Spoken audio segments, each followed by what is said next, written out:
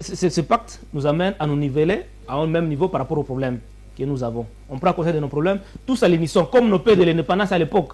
Le Lumumba se retrouve en prison et doivent aller, n'est-ce pas, à la table ronde. Ils ont réussi à la table ronde avant que Lumumba ne soit libéré. Et tous, avec les différences qu'ils avaient à l'interne, ils ont mis ça d'abord à côté. Ils sont allés maintenant parler face aux colons.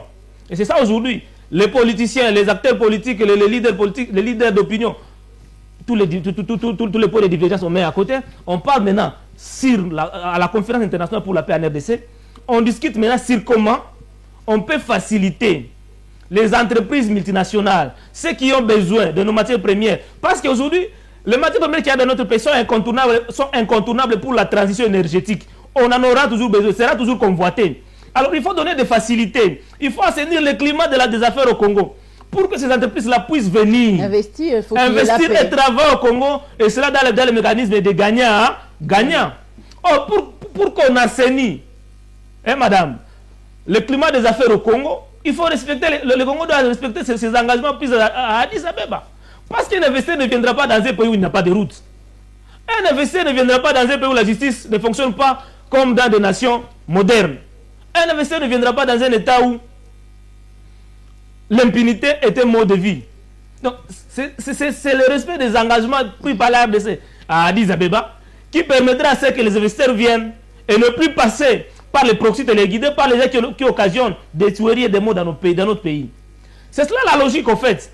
Et une fois cela est fait, vous allez voir comment est-ce que tous ces gens-là qui passent par le Rwanda, désormais passeront dans notre pays et on aura la paix que nous avions longtemps cherché.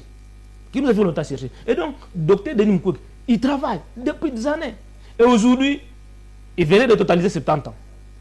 D'âge. Joyeux anniversaire, Mouechimiwa. À ces 70 ans, il y a Dr Denis Mukwege. Et il avait promis, lors de son adresse à la population pour la nouvelle année, il avait déclaré l'année 2025 comme une année de la paix.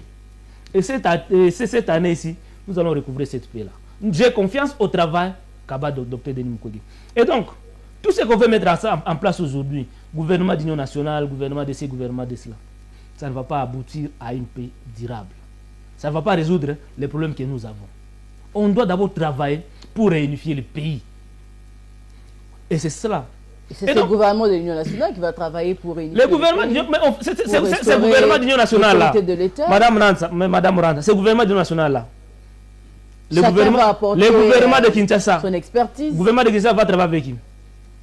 Parce que déjà, les opposants, la décrispation les opposants qui ont retrouvé leur liberté. Les acteurs majeurs de l'opposition ont tous boycotté l'appel de Tshisekedi, du président Tshisekedi.